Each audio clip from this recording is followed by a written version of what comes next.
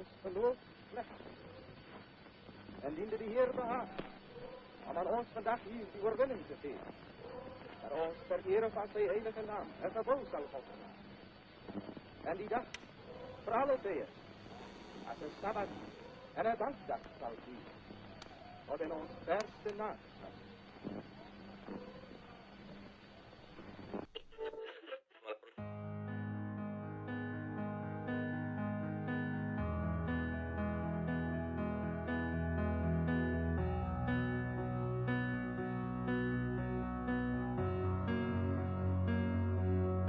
Hier staan ons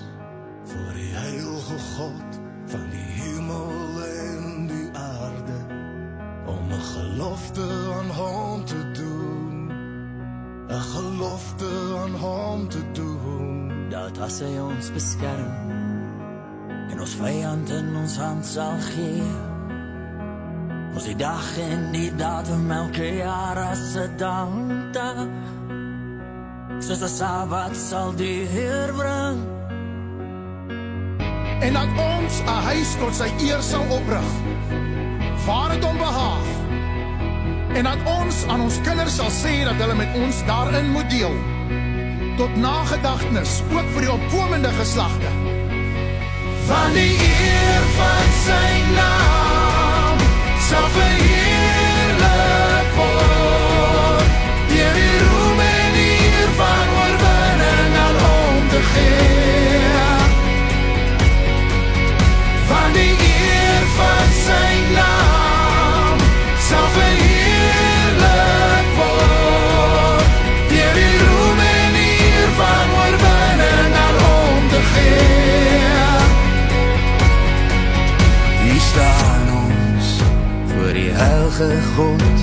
van die hemel en die aarde, om 'n gelofte aan hom te doen, 'n gelofte aan hom te doen, dat as hy ons beskerm en ons vyand in ons hand sal gee, dat ons die dag en die datum elke jaar as 'n dankdag, soos 'n Sabbat sal deurbring, en dat ons 'n huis tot sy eer sal oprig, waar het hom behaag, en dat ons aan ons kinders sal sê dat hulle met ons daarin moet deel, tot nagedagtenis, ook vir die opkomende geslagte, van die eer van sy naam sal verheerlik